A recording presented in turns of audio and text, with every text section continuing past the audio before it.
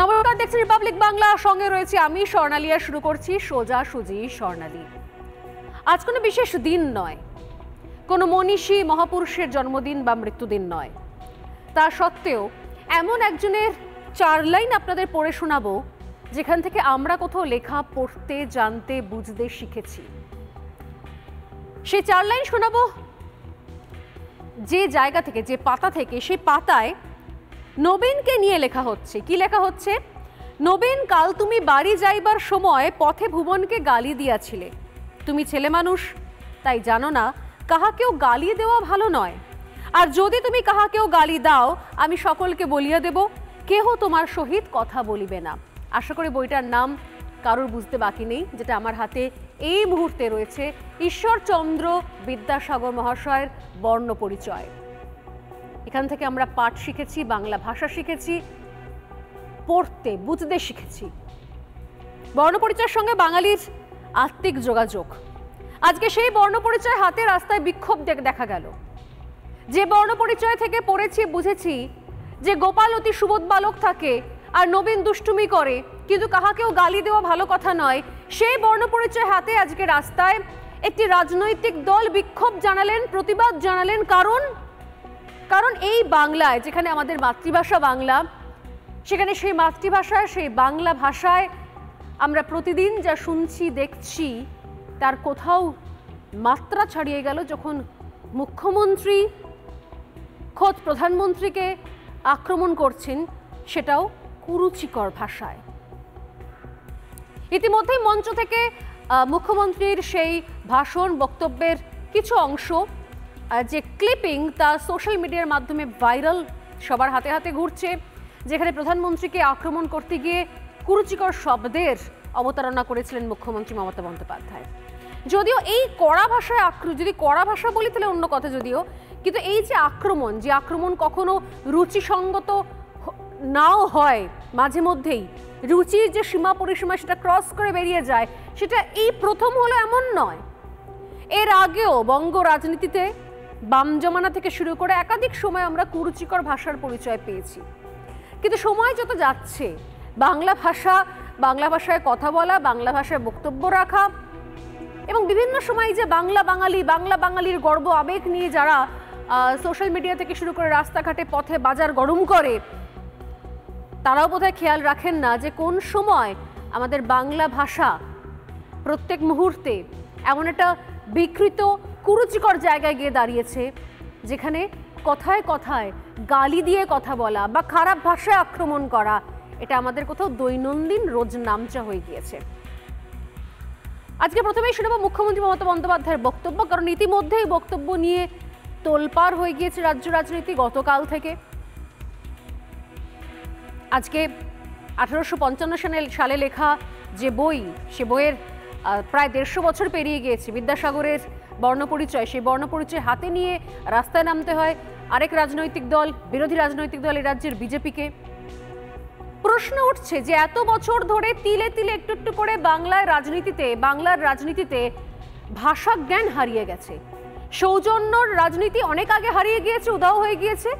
এরপরে যতটুকু ভাষা জ্ঞান ছিল সেটাও হারিয়ে যাচ্ছে। ব্যক্তি আক্রমণটা এবং কুরুচি ভাষায় আক্রমণ, গালিগালার জন্য কোথাও রাজনৈতিক যে আক্রমণ, তার একটা পার্ট হয়ে দাঁড়িয়েছে। চলুন শুরুতেই শোনা যাক খোলা মঞ্চ থেকে রাজ্যের প্রশাসনিক প্রধান মুখ্যমন্ত্রী মমতা বন্দ্যোপাধ্যায়। তিনি গতকাল যে ভাষায় কোথাও আক্রমণ করতে গিয়েছিলেন প্রধানমন্ত্রী নরেন্দ্র মোদীকে, সেই আক্রমণ থেকে যেখানে কোথাও নতুন বিতর্কের সূত্রপাত করেছেন তিনি, সেই বক্তব্য একবার শুনুন। রোজ মোদীজি বলছে পাকা বাড়ি করে দিচ্ছি, তুমি প্রাসাদ অট্টালিকা থাকবে। আস্তে আস্তে মনে রাখবেন, যারা ঘর পান না খুব দুঃখে আছেন। রোজ মোদীজি বলছে পাকা বাড়ি করে দিচ্ছি, তুমি প্রাসাদ অট্টালিকা থাকবে, আরে গরিব লোকের মাথার ছাদটা কেড়ে নিয়েছো, তাকে দিচ্ছ না, টাকা চাইলে বলছো চোর। সবাই চোরা, তুমি সাধু। আফসোস, রাজনীতির কোনো ব্যাকরণ থাকে না, রাজনীতির কোনো ভাষা জ্ঞান না থাকলেও চলে। রাজনীতি যাকে তাকে যে কোনো ভাষায় যেমন তেমন ভাবে আক্রমণ করতে পারে, অপমান করতে পারে, গালিগালাজ করতে পারে, কিন্তু আমাদের সাংবাদিকতার তো ব্যাকরণ রয়েছে, ন্যূনতম ভাষাজ্ঞান, সৌজন্য বোধ রয়েছে। তাই টেলিভিশন চ্যানেলে দাঁড়িয়ে খবর পড়তে পড়তে সেই ধরনের কিছু অশালীন ভাষা, যাকে আমরা স্ল্যাং বলে অভ্যস্ত, যাকে গালিগালাজ বা খিস্তি বলে অভ্যস্ত, সেগুলো প্রকাশ্যে অন ক্যামেরা বলতে পারি না। তাই কখনো বিপ শব্দের প্রয়োগ করতে হয়, কখনো লিখতে গেলে ওই ভাষার নির্দিষ্ট কিছু অংশে, কিছু অক্ষরের ওপরে স্টার মেরে দিতে হয়, যাতে মানুষ বুঝতেও পারেন আর সরাসরি সেই ভাষাটা দেখানোও হলো না। অর্থাৎ সাপও মরল, লাঠিও ভাঙলো না। আমি আজকে সোজাসুজি স্বর্ণালীতে খানিকটা এই পন্থাই অবলম্বন করেছি, যাতে আপনাদের বোঝানো যেতে পারে, আর যাতে কোনো রকমভাবে আমার ক্ষেত্রে, এই শোয়ের ক্ষেত্রে তার সৌজন্য সীমা অতিক্রম না করে, এবং যে ভাষাজ্ঞান রাজনীতির ময়দান হারিয়েছে সেই ভাষাজ্ঞানটাকে মাথায় রেখেই, বর্ণপরিচয়কে মাথায় রেখেই আমি আজকের বিতর্ক প্রশ্নগুলোকে এগিয়ে নিয়ে যেতে পারি। আসলে প্রশ্নের বড় জায়গা কি জানেন? যে প্রশ্নের বড় জায়গা, আফসোসের বড় জায়গা, যে দিনের শেষে আমরা সবাই বাঙালি, পশ্চিমবঙ্গের মানুষ, আমরা বাঙালি, বাংলা আমাদের মাতৃভাষা। আর এই জায়গা থেকে প্রশ্ন ওঠে যে কোন বর্ণপরিচয় আমাদের রাজ্যের নেতাদের হয়েছে বলুন তো? এটা তো প্রথম নয়, এর আগেও বড় মেজো সেজো বিভিন্ন রকমের নেতাদের মুখে বিভিন্ন ধরনের কুৎসিত ভাষা শুনতে পাওয়া গিয়েছে। প্রধানমন্ত্রীকে কুৎসিত মন্তব্যের প্রেক্ষিতে আজকে ধিক্কার কর্মসূচি পালন করেছে বিজেপি, হাতে বর্ণপরিচয় নিয়ে। মুখ্যমন্ত্রীর প্রতীকী ছবিতে মুখে মধু ঢেলে প্রতিবাদ কর্মসূচি পালন করেছে বিজেপি। শুধু বিজেপি নয়, মমতা বন্দ্যোপাধ্যায়ের এই মন্তব্যের বিরুদ্ধে সরব হয়েছে অন্যান্য রাজনৈতিক দল, বামেরাও সরব হয়েছে। শুরুতে একটু বক্তব্যগুলো শোনাই আপনাদের। যারা এই রাজ্যের ক্ষমতাসীন শাসক দলের বিরোধী রাজনৈতিক দল বলে পরিচিত, বাম, কংগ্রেস, বিজেপি, তারা এই ধরনের মন্তব্য প্রকাশ্য মঞ্চ থেকে যে ভাষার প্রয়োগ করেছেন মমতা বন্দ্যোপাধ্যায়, তা নিয়ে তারা কি বলছেন শোনাবো। আমরা বর্ণপরিচয়, ঈশ্বরচন্দ্র বিদ্যাসাগরের বর্ণপরিচয় দেখে বাংলা ভাষা শিখেছি, আমাদের হাতে খড়ি হয়েছে। সেখানে ব দিয়ে আমরা বাঘ দেখেছি, ব দিয়ে আমরা বালক শিখেছি। কিন্তু আমাদের রাজ্যে আমাদের দুর্ভাগ্য যে আমাদের রাজ্যের মুখ্যমন্ত্রী ব দিয়ে অন্য কোনো শব্দ তিনি বেশি পছন্দ করেন। এত নোংরা ভাষা, নোংরা ভাবে কথাবার্তার ব্যবহারের ধরন পশ্চিমবঙ্গে পাল্টে দিলেন, সেটা নিয়ে আমার একটা খুব চিন্তা থাকে। মানে উনি তো একটা বয়সে এসে পৌঁছেছেন, ওনার পরে আবার কেউ একটা টিএমসি হাল ধরবে, এবং ওনার কথা বলার ধরনটা মানুষ নকল করছে, মজা করছে, হাসাহাসি করছে।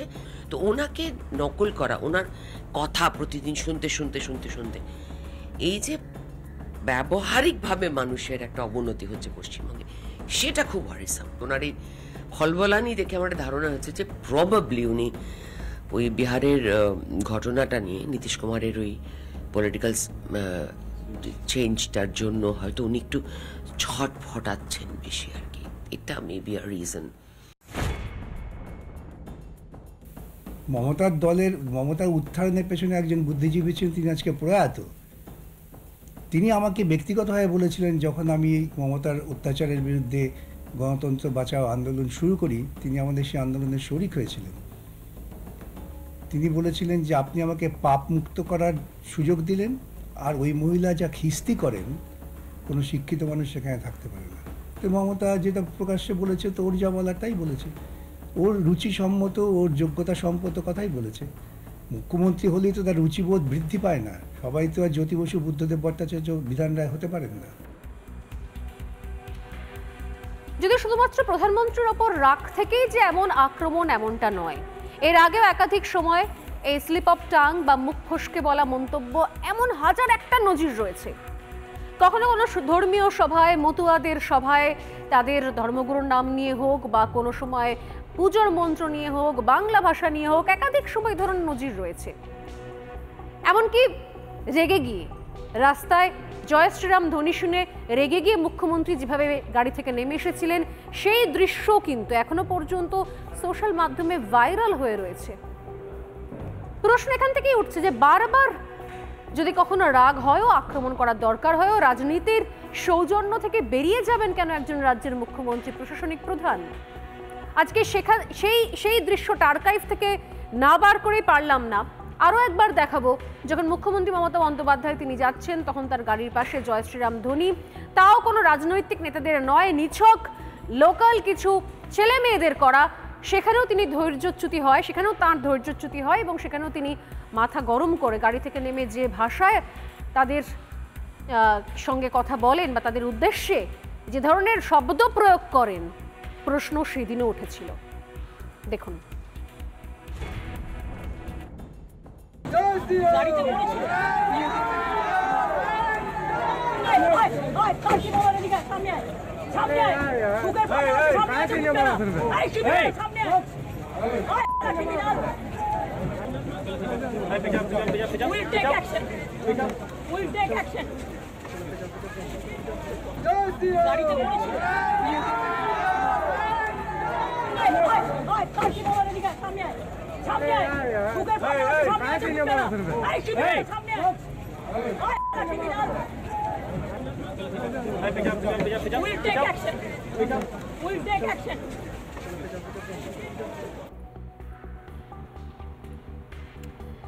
কখনো মাথা গরম, কখনো সরাসরি আক্রমণ, কখনো রেগে গিয়ে ধৈর্যচ্যুতি ঘটিয়ে যে ধরনের ভাষার প্রয়োগ।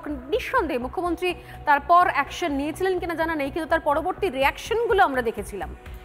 এই মাটি রবীন্দ্রনাথের মাটি, নজরুলের মাটি, বিবেকানন্দের মাটি। আমরা গর্ব করে বলি, জন্ম জয়ন্তী পালন করি, গলায় মালা দিই, কিন্তু তারপর কি হয়? বাংলা ভাষার বোধহয় শেষকৃত্য সম্পন্ন হয়ে যায়, আর আমরা দাঁড়িয়ে দাঁড়িয়ে দেখি। দেশের 130 কোটি মানুষের ভোটে নির্বাচিত প্রধানমন্ত্রী, রাজনৈতিক বিরোধ রয়েছে, থাকতেই পারে, কিন্তু গণতন্ত্রের রাজনৈতিক বিরোধ থাকবে যেটা স্বাভাবিক। সেই রাজনৈতিক বিরোধিতার ক্ষেত্রে বিরোধিতার ভাষা না হয়ে সেই ভাষা যদি নিছক আক্রমণের ভাষা, ব্যক্তিগত আক্রমণ হোক বা গালিগালাজের জায়গায় সেই ভাষা যদি নেমে যায়, তাহলে সেটা নিয়ে ভাবতে হয় বই কি, তা নিয়ে প্রশ্ন ওঠে বই কি। যদিও এই ভাষা, এই আক্রমণ এই প্রথম নয়, আমি যেটা শুরু থেকেই বলছি, তা কখনো সাধারণ মানুষ হোক, মতুয়াদের মঞ্চ হোক বা অন্য কোনো জায়গায় হোক, কখনো তা মাথা গরম করে হয়, কখনো স্লিপ অফ টাং করে হয়। এর আগে 2021-এর ভোটের সময়তেও, বর্তমান সময় পর্যন্ত বিভিন্ন সময়, 21 থেকে শুরু করে এর আগে 19-এ, 21-এ এবং রিসেন্ট ইলেকশন পর্যন্ত প্রধানমন্ত্রী কখনো জেপি নাড্ডাকে বিভিন্ন সময় কুরুচিকর আক্রমণের নিদর্শনও রয়েছে। যদিও সেই আক্রমণের পাল্টা আক্রমণ হিসেবে, পাল্টা বয়ান হিসেবে, ন্যারেটিভ হিসেবে শাসক দলের পক্ষ থেকে অন্য শব্দবন্ধকে প্রয়োগ করার চেষ্টা করা হয়েছে, খাড়া করার চেষ্টা করা হয়েছে। কোনটা? যাবতীয়, কখনো হরিদাস পাল, কখনো বিভিন্ন ধরনের ভাষা, নাড্ডা, চাড্ডা, গাড্ডা, আমি সেগুলো শোনাবো এক এক করে। তার পাল্টা একটা শব্দ অবশ্য তৃণমূল শিবিরও তৈরি করার চেষ্টা করেছে, দাঁড় করানোর চেষ্টা করেছে। সেটা কি? সেটা হচ্ছে দিদি। দিদি বলে যেভাবে ডাকা হয়েছে সেইটা নাকি ছিল কুরুচিকর আক্রমণ, কিন্তু এগুলো নয়। দেখুন। আমফানে আপনাদের পাশে ছিল না, বুলবুলেও ছিল না। নরেন্দ্র মোদী সবচেয়ে বড় মিথ্যেবাদী, এত বড় মিথ্যেবাদী, আর অমিত শাহ হদল কুতকুত নেতা। এত বড় মিথ্যেবাদী কোথাও পাবেন না দেখতে। কোনদিন একটা চিফ মিনিস্টার চলে আসছে, কাজ নেই তো কিছু, লোকের কাজ করে না। কোনদিন হোম মিনিস্টার চলে আসছে, কোনদিন ওই আর একটা মিনিস্টার চলে আসছে, কোনদিন চাড্ডা, নাড্ডা, ফাড্ডা, ভাড্ডা, গাড্ডা সব চলে আসছে একা করে। আর তারা একা প্রোগ্রাম করবে, আর কেউ করবে না। আর যেদিন তারা প্রোগ্রাম করবে, লোক যদি না আসে, তাহলে নিজে সাজিয়ে রাখবে, তাতে নটঙ্কি করে ন্যাশনাল নিউজে ভালো করে দেখায়, দেখো আমায় মেরেছে। আরে আমি আমার জীবনের অভিজ্ঞতা দিয়ে করি, টাকা পয়সা আমার কাছে নো ম্যাটার। এবং তাই নরেন্দ্র মোদী যখন বাংলায় এসে বলে মমতা ব্যানার্জির দল তোলাবাজ, তখন শুনলে আমার মনে হয় দিক ঠাসিয়ে একটা ভালো করে গণতন্ত্রের থাপ্পড়।